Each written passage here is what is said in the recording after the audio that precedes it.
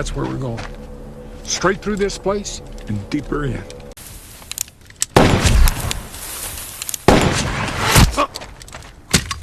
Cinema കണ്ടു കഴിഞ്ഞ് വാവ് എന്ന് പറയുന്ന മൂവീസുണ്ട്. പക്ഷേ അയ്യോ ഇത് കണ്ടില്ലായിരുന്നെങ്കിൽ മതിയായിരുന്നെന്ന് തോന്നിപ്പിക്കുന്ന മൂവീസുണ്ട്. ബോൺ ടോമോഹോക്ക് ആ രണ്ടാമത്തെ കാറ്റഗറിയാണ്. പടത്തിൻ്റെ 90% സമയവും ഇതൊരു സ്ലോ ബേൺ ഡ്രാമയാണ്. സംസാരം, യാത്ര. പക്ഷേ അവസാനം ഡയറക്ടർ എസ്. ക്രെയ്ഗ് സാലർ നമ്മളെക്കൊണ്ട് ചെന്നെത്തിക്കുന്നത് നരകത്തിലേക്കാണ്. ഈ വീഡിയോ കണ്ടു കഴിയുമ്പോൾ വിഷ്ബോൺ എന്ന വാക്ക് കേൾക്കുമ്പോൾ നിങ്ങളുടെ ഉള്ളിലൊരു ഭയമുണ്ടാകും, ഉറപ്പ്. ആക്ച്വലി ഈ സിനിമ ഒരു ട്രോജൻ ഹോഴ്സാണ്. പുറമേ നിന്ന് നോക്കുമ്പോൾ ഇതൊരു സാധാരണ വെസ്റ്റേൺ മൂവിയാണ്. മിസ്സിംഗ് ആയ ആളുകളെ തേടി 4 പേർ, ഒരു ഷെറിഫ്, ഒരു ഡെപ്യൂട്ടി, ഒരു ഹസ്ബൻഡ്, പിന്നെ ഒരു ഗൺസ്ലിംഗർ ഡെസേർട്ടിലേക്ക് പോകുന്നു. Simple plot, right? പക്ഷേ ഡയറക്ടർ സാലറുടെ ബ്രില്യൻസ് ഇവിടെയാണുള്ളത്.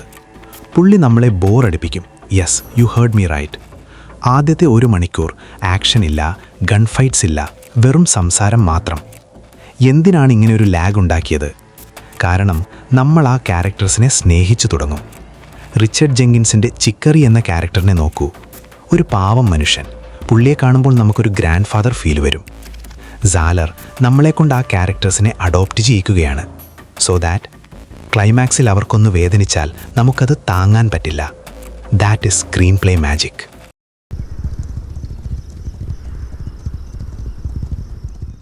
ഇനി ഈ സിനിമയുടെ ടെക്നിക്കൽ സൈഡ് നോക്കിയാൽ ഏറ്റവും വലിയ പ്രത്യേകത ലാക്ക് ഓഫ് മ്യൂസിക് ആണ്. BGM ഇല്ല, പാട്ടില്ല, വെറും സൈലൻസ് മാത്രം. കാറ്റ് വീശുന്ന ശബ്ദം, നടക്കുമ്പോഴുള്ള ഫുട് സ്റ്റെപ്സ്. ഈ സൈലൻസ് ആണ് ഈ സിനിമയെ കൂടുതൽ റിയലിസ്റ്റിക് ആക്കുന്നത്. പിന്നെ ഡയലോഗ്സ് ശ്രദ്ധിച്ചിട്ടുണ്ടോ? ഇവരുടെ സംസാരം ഒരു പോയറ്റിക് രീതിയിലാണ്. സാധാരണ ഹോളിവുഡ് പടങ്ങളിൽ കാണുന്ന സ്ലാങ് അല്ല. ഒരു പഴയ കാലത്ത് ആളുകൾ കൂടുതൽ ഫോർമലായി സംസാരിക്കുന്ന ഒരു സ്റ്റൈൽ. അത് കേൾക്കാൻ തന്നെ ഒരു രസമാണ്. കേർട്ട് റസലിൻ്റെ വോയിസും ആ ഡയലോഗ് ഡെലിവറിയും, it puts you in a trans.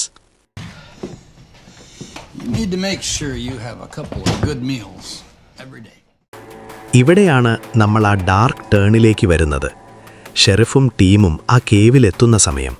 അവിടെ വെച്ച് ജോൺറ് മാറുകയാണ്. വെസ്റ്റേൺ മൂവി അവസാനിക്കുന്നു. സർവൈവൽ ഹൊറർ തുടങ്ങുന്നു. ഞാൻ ആ സീൻ സ്പോയിൽ ചെയ്യുന്നില്ല. പക്ഷേ ദ വിഷ് ബോൺ സീൻ, സിനിമാ ചരിത്രത്തിൽ ഇത്ര ബ്രൂട്ടലായ ഒരു ദൃശ്യം പ്രാക്ടിക്കൽ ഇഫക്ട്സ് ഉപയോഗിച്ച് ചെയ്തിട്ടില്ല. CGI അല്ല, ഗ്രാഫിക് അല്ല. It looks real, it sounds real. ആ സൗണ്ട് ഡിസൈൻ, എല്ലുകൾ ഒടിയുന്ന ശബ്ദം നമ്മുടെ ചെവിയിൽ നിന്ന് പോവില്ല. ഈ സീൻ കണ്ട് പാതി വഴിക്ക് സിനിമ നിർത്തിയ ആളുകളെ എനിക്കറിയാം. അത്രയ്ക്ക് റോയാണ് ആ വയലൻസ്. വയലൻസ് മാറ്റിവെച്ചാൽ ബോൺ ടോമാഹോക്ക് എന്താണ്? ഇതൊരു കഥയാണ്. Men facing impossible odds. ജയിക്കാൻ സാധ്യതയില്ല എന്നറിഞ്ഞിട്ടും തോൽവി ഉറപ്പായിട്ടും ധൈര്യമായി മുന്നോട്ട് പോകുന്ന കുറച്ച് മനുഷ്യർ. പാട്രിക് വിൽസന്റെ ക്യാരക്ടർ കാലൊടിഞ്ഞിട്ടും ഭാര്യയെ രക്ഷിക്കാൻ വേണ്ടി ആ ഡെസേർട്ട് മുഴുവൻ ഇഴഞ്ഞ് ക്രോളിംഗ് പോകുന്ന ആ ഒരു സീനുണ്ട്. അത് കാണിക്കുന്നത് ഹീറോയിസം അല്ല, ഡെസ്പറേഷനാണ്. ഹ്യൂമൻ സ്പിരിറ്റിൻ്റെ ഒരു വലിയ ഉദാഹരണം.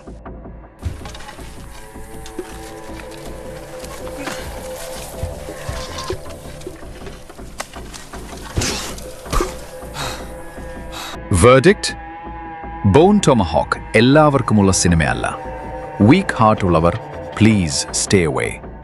പക്ഷേ നിങ്ങളൊരു പ്യോർ സിനിമ ലവർ ആണെങ്കിൽ, if you respect brave film making, you cannot miss this. ഈ സിനിമ കണ്ടവർ ആ കേവ് സീനിൽ നിങ്ങളുടെ റിയാക്ഷൻ എന്തായിരുന്നു? ഷോക്കായിരുന്നോ? അതോ ടു മച്ചായി തോന്നിയോ? Comment down below. Let's discuss.